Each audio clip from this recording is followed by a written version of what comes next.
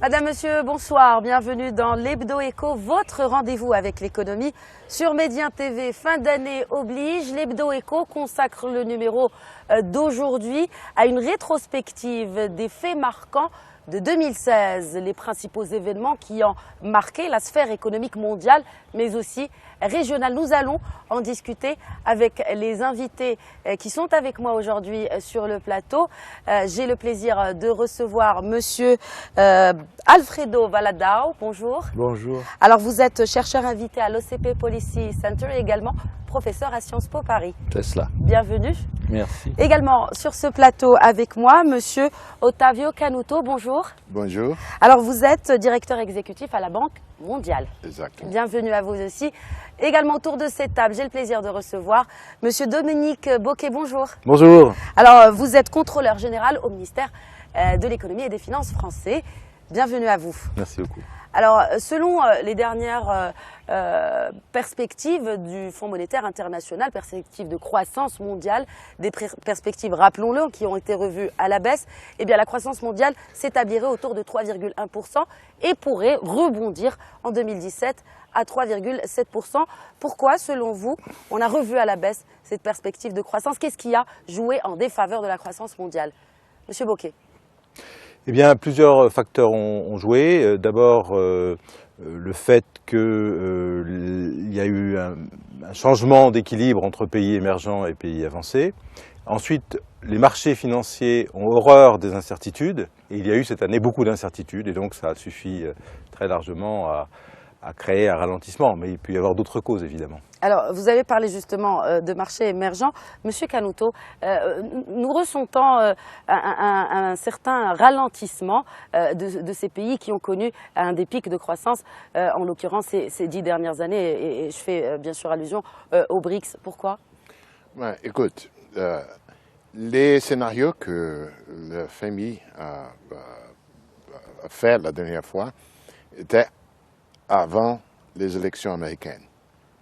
L'élection de M. Trump pourrait changer dramatiquement ce scénario parce que M. Trump a promis un programme d'incentive fiscal des investissements d'infrastructures qui aura certainement un impact très important à l'économie américaine.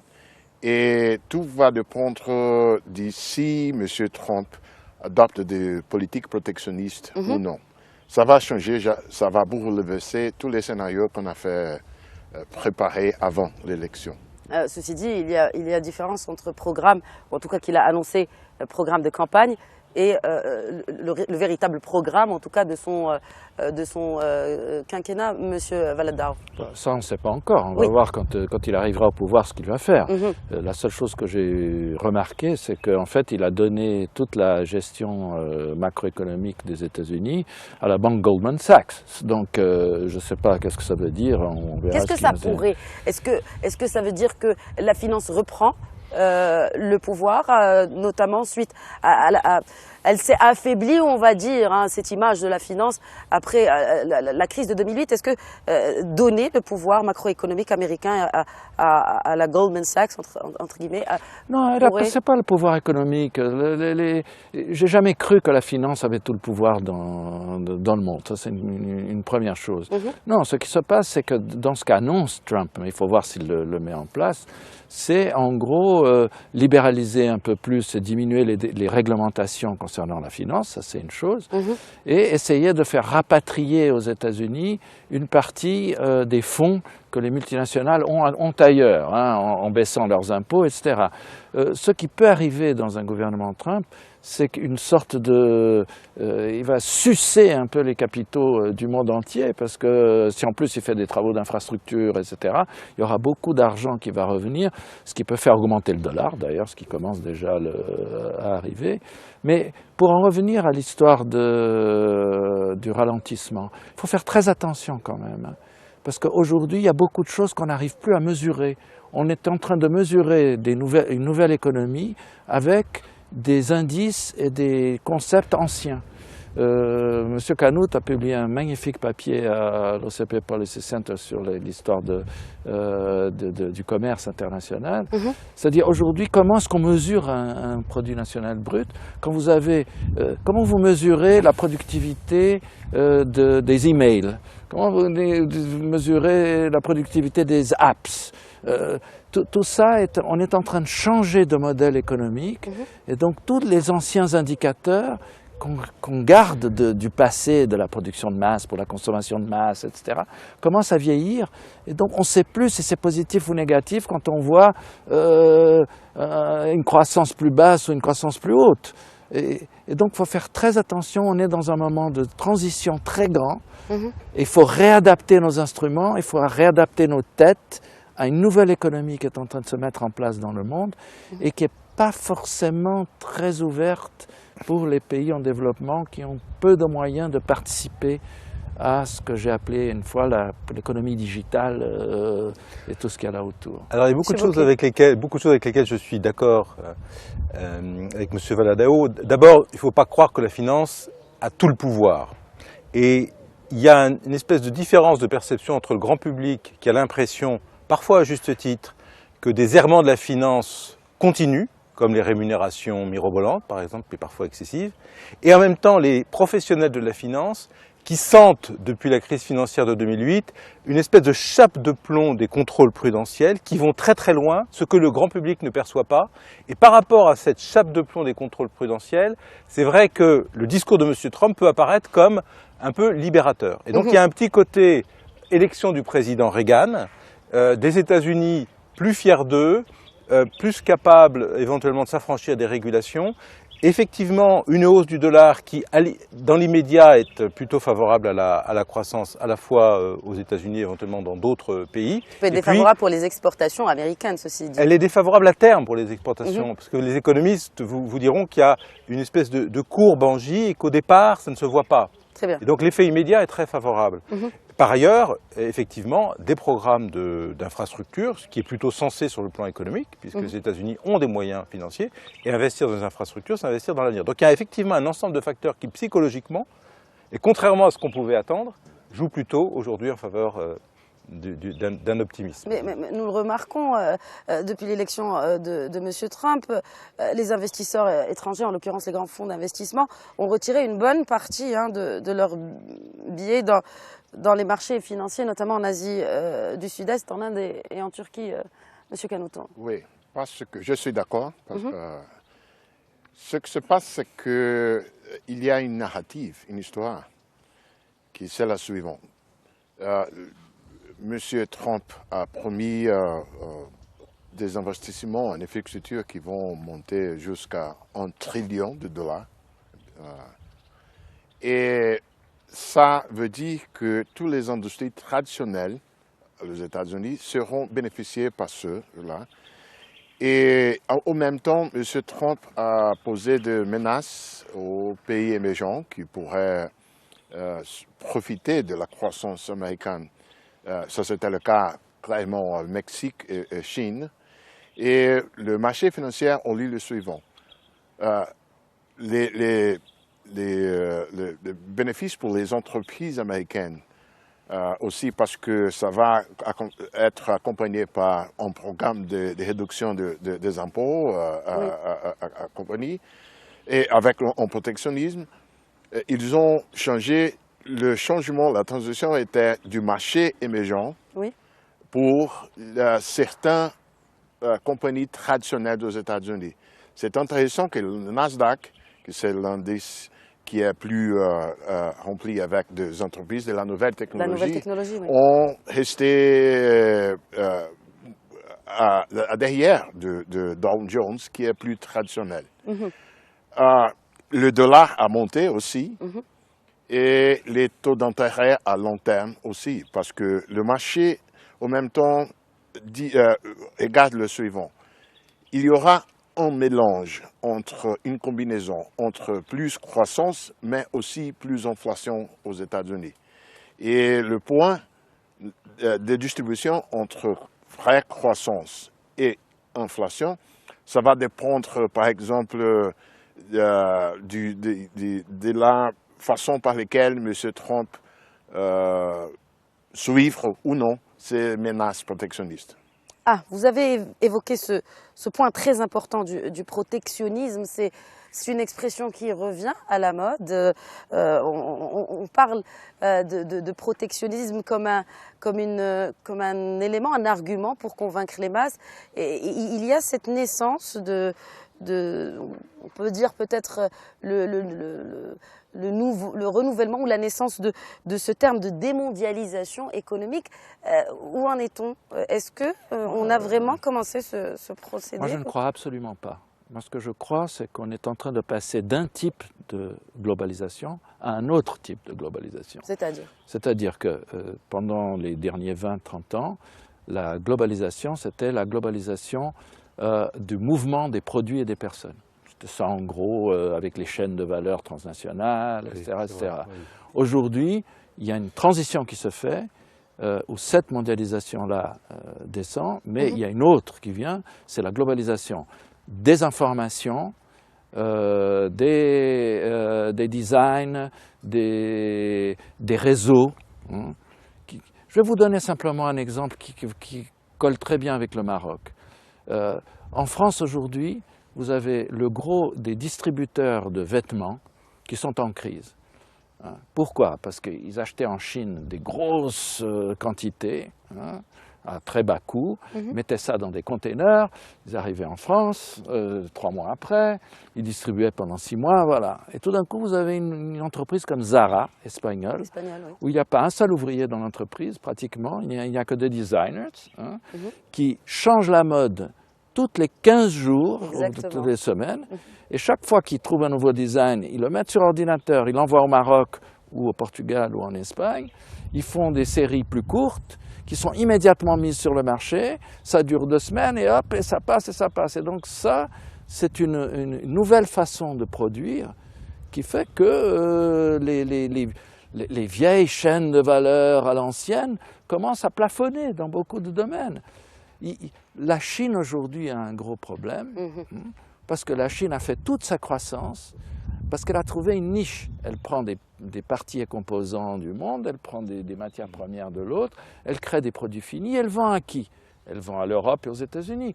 L'Europe et les États-Unis seuls... Et l'Afrique aussi. Non, mais l'Europe et les États-Unis seuls représentent presque 2/3 de la consommation privée mondiale.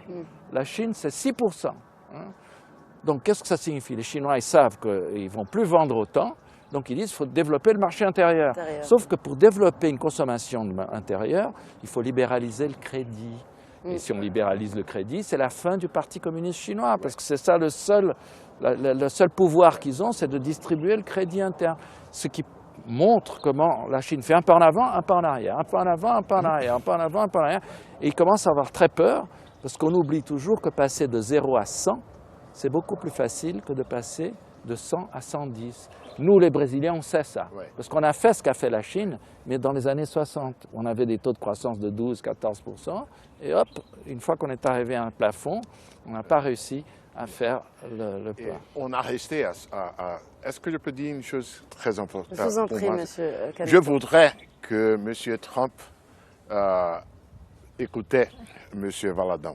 Pourquoi pas? Parce que exactement, depuis de chercher exactement ce qui serait compréhensible pour les États-Unis, que c'est maintenir et avancer la position des frontières qu'il a, il parle de procéder à la protection des industries traditionnelles des États-Unis.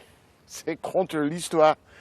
Parce que le risque, c'est exactement que M. Trump va commencer à poser encore des barrières sidérurgiques à des productions de produits des manufactures de Mexique et de la Chine.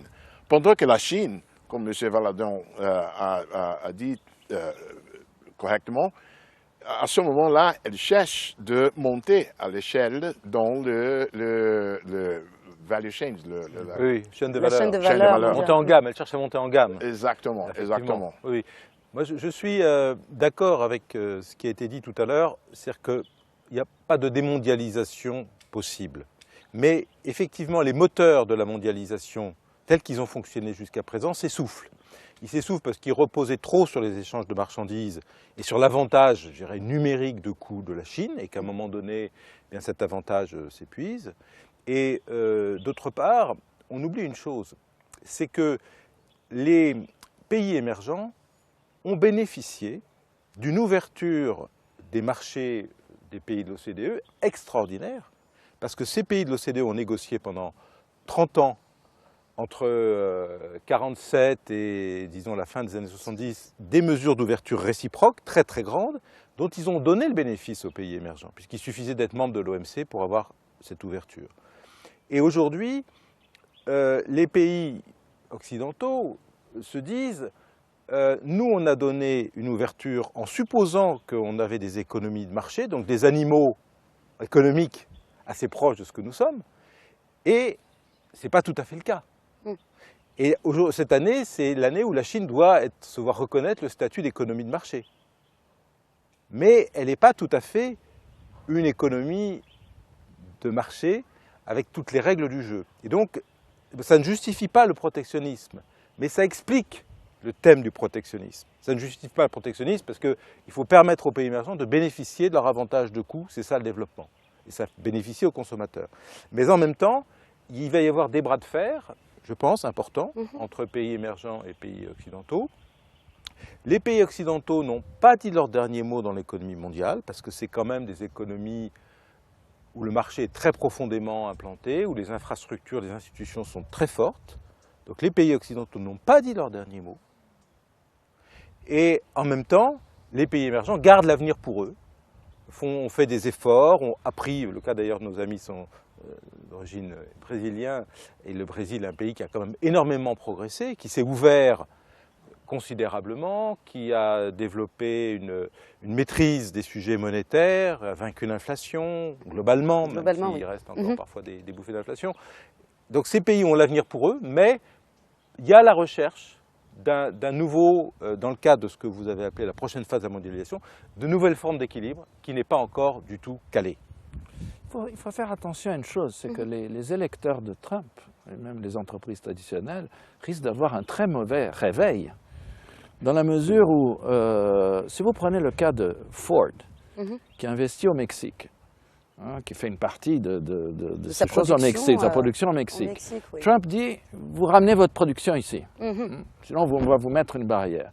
Avec bien sûr, rappelons-le encore une fois, des motivations fiscales qu'il va ramener. Oui, il va ramener avec motivation fiscale ou whatever. 35 à 15%, voilà. Qui est quand même première chose, Ford a investi des milliards et continue à investir des milliards. Donc il ne peut pas quitter le Mexique comme ça. Donc première chose, Ford ne va pas quitter le Mexique comme ça. Deuxièmement, les entreprises moins fortes qui seront obligées de quitter si jamais il y a une politique comme celle-là, j'ai mes doutes qu'ils l'appliquent vraiment, mais s'il y a une politique comme celle-là, le paradoxe, c'est que pour être compétitives, ces entreprises qui rentrent, elles vont être obligées d'aller au plus loin possible dans la nouvelle productivité, c'est-à-dire qu'elles vont automatiser à fond la caisse, elles vont mettre toutes les technologies de l'information, la connexion, etc. Absolument. Ce qui vont dire qu'elles vont créer moins d'emplois. Et donc on va avoir les types qui vont avoir des problèmes assez graves parce que la politique protectionniste entre guillemets de Trump risque d'accélérer ce passage vers la nouvelle économie. Oui, voilà, on a eu ce débat en France. Certains démondialisateurs en France ont dit mais on n'a qu'à... Est-ce que ce débat, excusez-moi, ce débat a traversé l'Atlantique et on voit qu'il y a eu une montée de protectionnisme. Vous avez l'exemple d'Arnaud Montebourg en France qui tient ce discours. Donc on passe maintenant en Europe. Il tient ce discours et il a même certains de ses proches ont dit on n'a qu'à mettre beaucoup plus de machines. On va lutter contre le chômage en rapatriant chez nous, on va mettre beaucoup plus de machines pour travailler, ça va être compétitif. Mais ça, si on met beaucoup plus de machines, il y a aussi du chômage. Donc ça ne règle pas le problème. Ce qui est intéressant, c'est de développer des complémentarités, comme on le fait d'ailleurs aussi entre la France et le Maroc, avec les colocalisations, qui restent un élément de progrès très important, parce que ça permet à un pays comme le Maroc d'être présent dans l'aéronautique, dans l'automobile, d'être très compétitif, d'être en même temps challengé par son partenariat avec des entreprises mondiales. Et d'entrer justement dans cette chaîne c'est ça l'avenir, c'est pas la protectionnisme. Oui. Et ça, c'est le drame.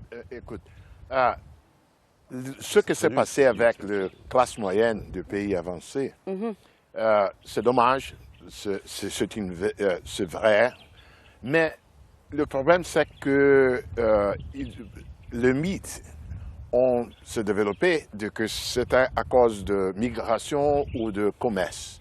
Pendant que la vraie raison, c'est les changements technologiques, c'est un défi, mais il faut traiter comme ça, comme des challenges, des défis partout le monde, du comment est-ce qu'on va faire pour garantir que les exclus par les technologies sont traités. Et certainement, ce n'est pas avec l'utilisation de mécanismes anti-migration ou anti-commerce. Il y a une chose très intéressante. Aux États-Unis, depuis 3-4 ans, hein, c'est le pays le plus avancé en termes de nouvelles technologies, etc. Il y a eu beaucoup plus d'emplois créés dans les secteurs, les nouveaux secteurs, que dans les anciens secteurs. Hein.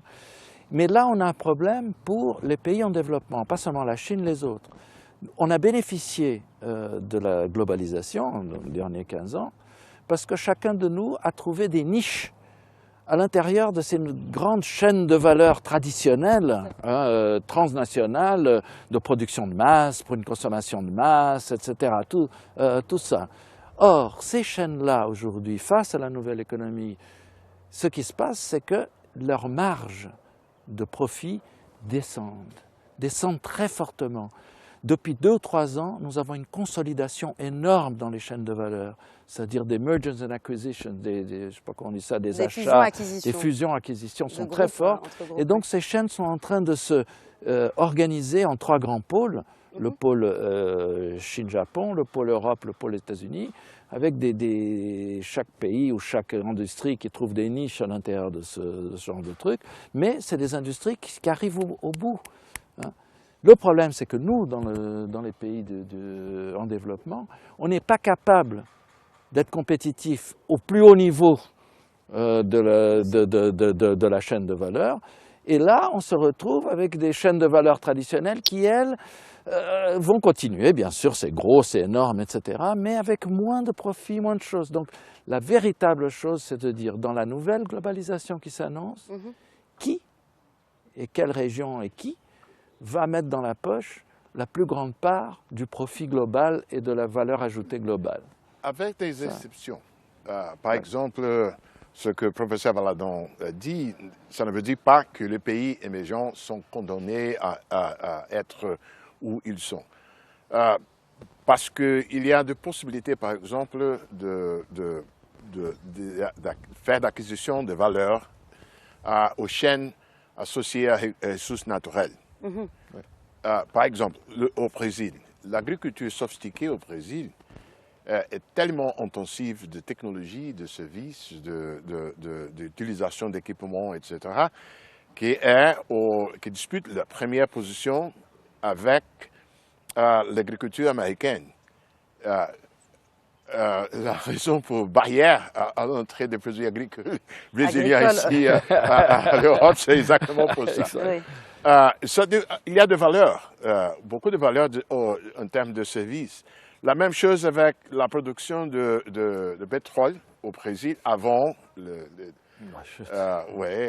avant les politiques terribles qui ont été appliquées par le gouvernement qui vient d'être destitué. Oui, parce que la Petrobras avait trouvé des niches, des services de haute valeur, la prospection, l'exploration, etc. Et ainsi comme la production d'avions pour le Brésil. Mon point, c'est qu'il faut trouver des valeurs, des chaînes de valeur où ces pays-là peuvent développer ces capacités d'additionner des technologies et des services sophistiqués.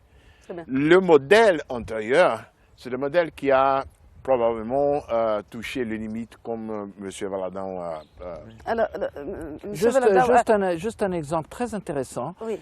Le ministre de l'économie chilien est venu à Paris une fois pour une réunion et il a dit le Chili est tellement dépendant du cuivre, parce que c'est 40% des exportations, il dit on ne peut plus vivre d'exporter du minerai de cuivre, et il dit nous ne voulons plus exporter du minerai, nous voulons exporter la minération, c'est-à-dire tous les services, la technologie, etc., qu'on sait comment utiliser le cuivre, comment on le vend, comment on l'assure, etc. Et c'est ça, parce que c'est là où il y a l'argent. Parce que la nouvelle économie fait que le produit physique devient de plus en plus bon marché à produire. Et ce qui compte, c'est tout l'écosystème de services et autre chose qu'on vend avec. C'est là où on fait. La vraie valeur, ça va être les savoir-faire. La vraie valeur, c'est le savoir-faire. Voilà. Au niveau de chaque individu, d'ailleurs, c'est-à-dire qu'on va vers une société où le lien salarial sera moins fort, mais où les compétences acquises par chaque individu seront sa vraie richesse et son vrai statut dans la société. Et je crois que ce sera vrai au niveau des États, et ce sera vrai au niveau des entreprises. Alors il y a un autre phénomène qui doit jouer, qu'on doit inclure quand même, c'est qu'il y a l'économie numérique qui se développe beaucoup, mais l'économie des biens matériels ne disparaît pas pour autant. Et dans cette économie, nous consommons toujours la même chose, enfin ça ne change pas. Voilà, à la fois les marchandises et les services, notamment de personne à personne. Et ça peut amener à une mondialisation par tranche horaire, à une mondialisation verticale, nord-sud, parce que si vous prenez l'offshoring par exemple, pour faire travailler des salariés d'offshoring pour servir l'Europe, eh bien, il faut qu'ils viennent d'Afrique, ils viennent du Maroc ou de Tunisie. Ils peuvent pas, c'est déjà le cas. Ils peuvent pas être aux Philippines et s'occuper des consommateurs européens dans la journée. Si vous prenez l'exemple que vous avez cité tout à l'heure de Zara ou des nouveaux fabricants textiles qui changent la mode très régulièrement et qui ont besoin de s'approvisionner rapidement, ça redonne à la proximité géographique une valeur importante. Et de ce point de vue-là, la modernité, c'est la revanche de la géographie sur l'histoire. C'est-à-dire que les éléments robustes de complémentarité qu'on trouve avec ses voisins deviennent extrêmement importants. Alors, nous allons prendre une petite pause pub avant de continuer notre discussion. En l'occurrence, nous allons parler de l'autre fait marquant de cette année, le Brexit et de ses conséquences non seulement sur le Royaume-Uni, mais également sur d'autres pays du monde. Juste après cette brève pause pub, à tout de suite. Madame, Monsieur, bonsoir et bienvenue si vous nous rejoignez. Bienvenue à ce numéro spécial de l'Hebdo Éco, spécial rétrospective 2016. Nous allons continuer la discussion en compagnie de mes invités et nous allons maintenant aborder cette question du Brexit. En juin dernier, le Brexit l'a emporté grâce au vote des régions de Grande-Bretagne, des régions notamment dévastées par une désindustrialisation en partie imputable aux délocalisations d'entreprises. Nous en parlions juste avant cette pause. Monsieur Bocquet. Alors le Brexit, c'est le résultat du référendum du 23 juin, qui a été une surprise, mais qui n'arrive pas comme un coup de tonnerre dans un ciel bleu, puisqu'il y avait un Europe et un Bruxelles bashing dans la vie politique et médiatique anglaise depuis des décennies. Alors, le Brexit n'a pas eu lieu.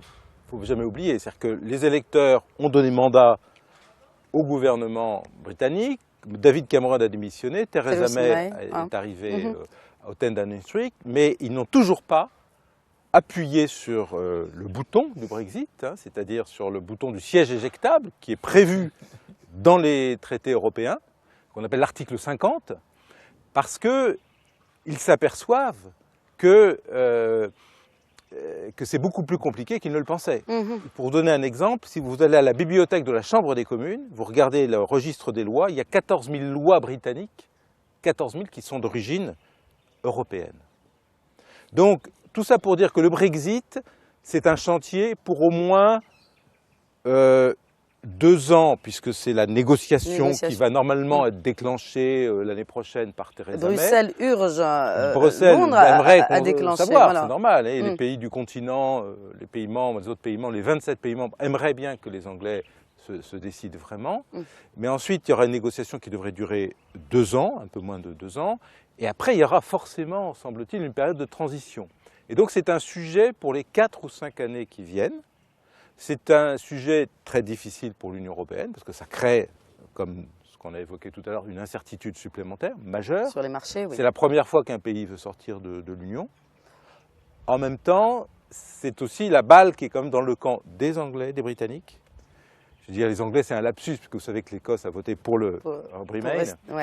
Et la balle est aussi dans le camp des populistes, parce que là, pour la première fois, on a eu la victoire claire dans un très grand pays européen d'une vision quand même un peu populiste. D'un parti qui... Oui. Eh bien, on va voir ce que ça donne dans la réalité. Monsieur Canot. Il faut garder, de mon point de vue, l'expression populisme quand on a des promesses qui ne sont pas capables d'être comprises.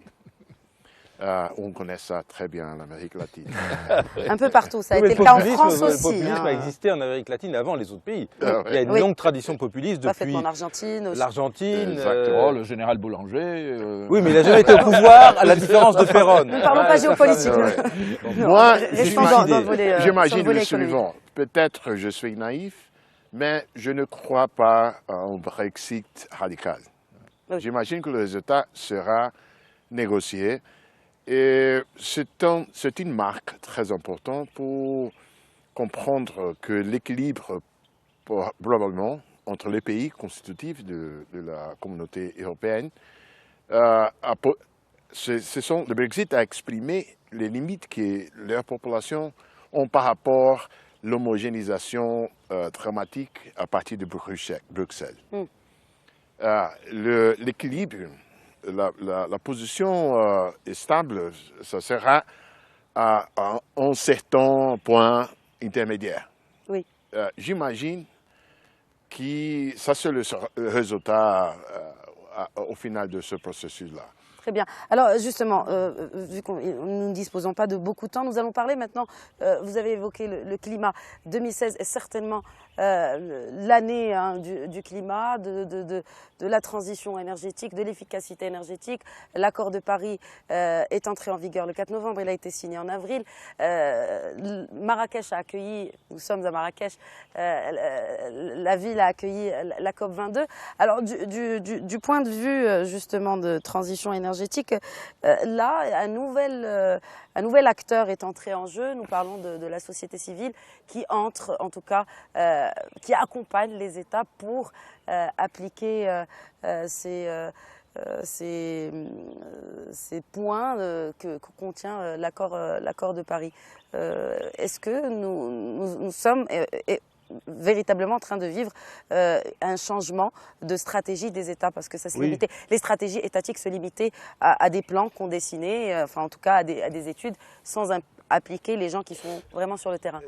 L'accord de Paris a besoin de manière vitale de la société civile, parce que tout ce qui a permis l'accord de Paris, c'est de se mettre d'accord sur les objectifs en restant relativement souple sur les moyens. Le pari qui est derrière ça, c'est de dire que les objectifs étant légitimes vont bénéficier du soutien de l'opinion publique et que peu à peu les gouvernements vont être obligés de mettre des moyens pour atteindre les objectifs qu'ils ont.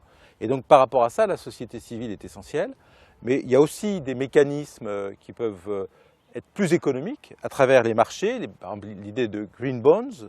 Tout à fait. Qui ont fait leur entrée, rappelons-le, au Maroc cette année avec la COP22. Oui, et il y a Casa Finance City qui peut jouer un rôle important dans ce projet. Et c'est un moyen d'appuyer l'économie sur la volonté des gens. Je dis ça, c'est une petite note d'espoir, parce qu'on a parlé tout à l'heure des limites, à juste titre, de l'action des gouvernements, etc. Mais il y a aussi dans l'économie une possibilité d'internaliser une partie de ce qu'il y a de meilleur dans l'humanité. Et les green bonds, ça peut être un élément modeste, mais positif dans cette direction. Oui. Monsieur Canot. Oui, je suis complètement d'accord. Le risque maintenant, ça devient des États-Unis. Si par exemple le populisme, la version américaine du populisme, avec M. Trump, s'il essaie par exemple Lui, il est contre cet accord de Paris. Oui. Et par exemple, le relâchement des restrictions environnementales aux États-Unis, les promesses qu'il a faites à West Virginia, qui pourraient devenir un recul de l'évolution vers l'économie verte. Oui. Mais vous savez, moi je suis plus optimiste que ça, parce que je crois que ce qui se passe, c'est qu'au-delà des gouvernements, les choses sont en train d'avancer, surtout dans le domaine de l'énergie. C'est-à-dire qu'aujourd'hui, les renouvelables commencent à devenir des vraies alternatives, lentement, mais commencent à revenir. Et même aux États-Unis, quand on dit bon, on fait une promesse à West Virginia pour le charbon, oui. Il y a très peu d'entreprises qui vont investir dans le charbon parce que c'est plus rentable. C'est-à-dire on commence à avoir du gaz, du shale gas. Oui. C'est mal vu, ça commence à être un peu sulfureux, si j'ose dire. C'est un truc qui ne fonctionne plus, etc. Et on oublie souvent que la chute ou le plafonnement, disons, de la consommation d'énergie dans les pays importants comme les États-Unis, etc., vient beaucoup plus en ce moment des économies d'énergie plutôt que des nouvelles énergies. C'est-à-dire que tout ce qu'on appelle smart city, smart grid, oui. Smart, etc., petit à petit, les choses... je ne sais pas, on parlait tout à l'heure de Tesla et de la voiture électrique. Toutes les grandes entreprises mondiales de voitures maintenant sont en train de se mettre sur l'électrique. On va voir. Donc, il y a une optimisation de plus en plus forte et une transition vers un mix énergétique beaucoup plus compliqué, etc. Ce qui fait que, par exemple, le pétrole, et ça, récemment j'étais à Qatar, on a eu une discussion très intéressante, même les grands producteurs de pétrole, ils savent ça. Ils savent que le prix du pétrole ne va pas de nouveau devenir énorme. Donc, eux aussi sont en train de préparer une transition où ils essayent... et donc, quelque part, même en dépit des gouvernements, les choses commencent à aller un petit peu mieux. Il pourrait être plus rapide. Oui, il pourrait être plus rapide, mais... Alors, voilà, oui. Vous avez parlé d'optimisme, vous préférez en tout cas rester optimiste. Justement, cette année a clairement été l'année de l'Afrique. Je ne parle pas que de l'exemple du Maroc, mais en général, l'Afrique est entre optimisme et pessimisme. Comment évaluez-vous justement cette année africaine, Monsieur Kanouté?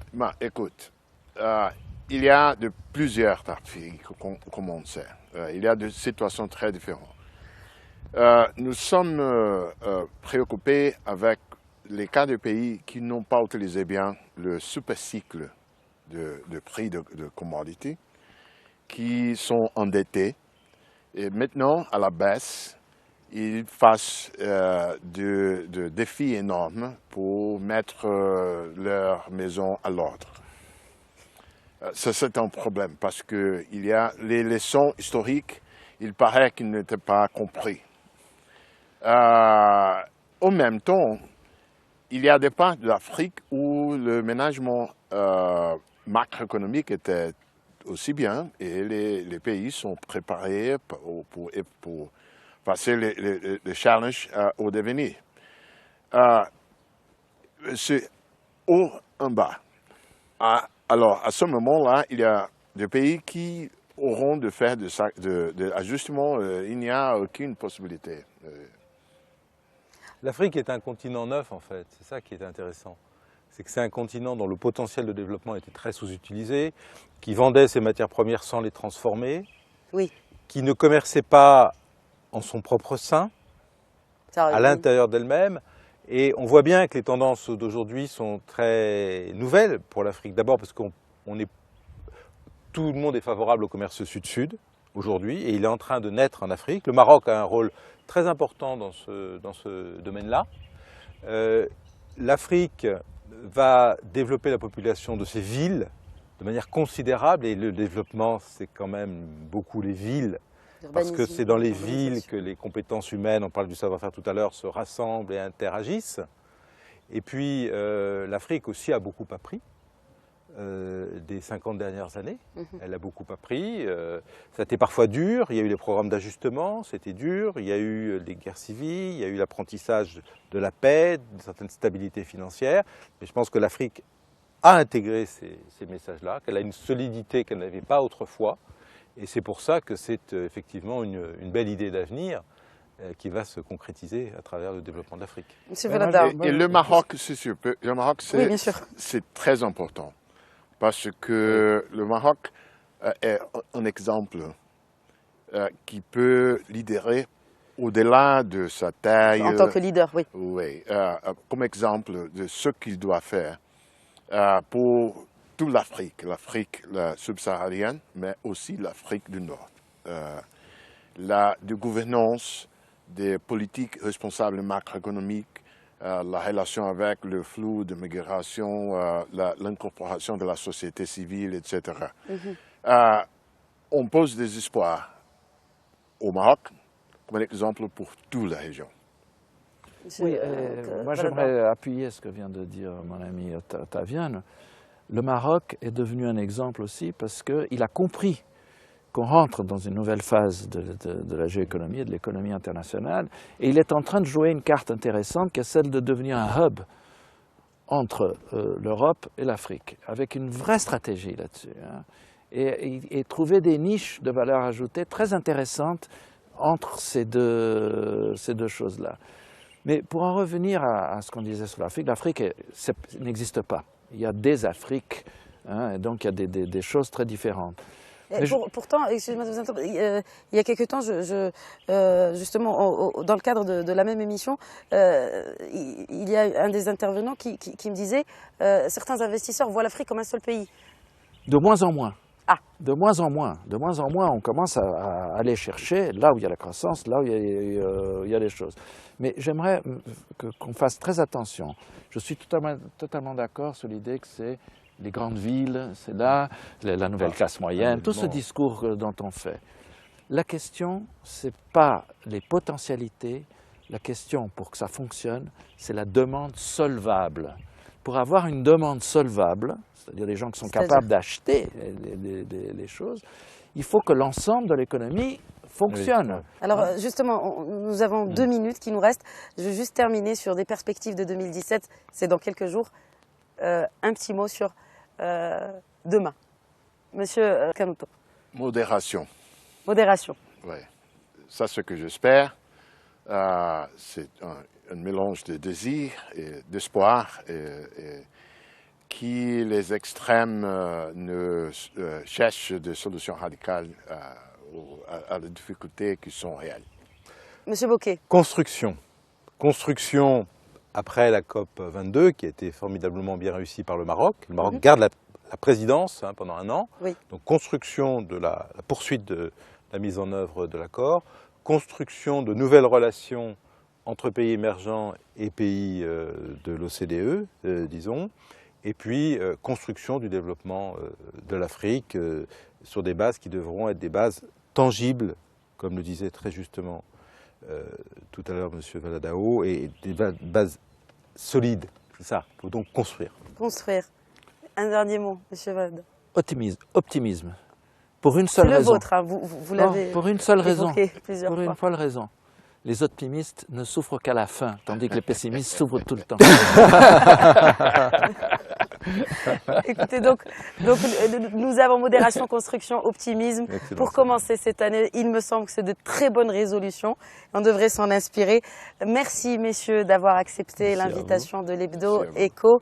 Et bonne année à vous. Hein, bonne année, également. merci. Merci à tous de nous avoir suivis. Rendez-vous donc à la première semaine de 2017 pour un nouveau numéro de l'Hebdo Éco. Je vous souhaite à tous une excellente suite des programmes sur Média TV.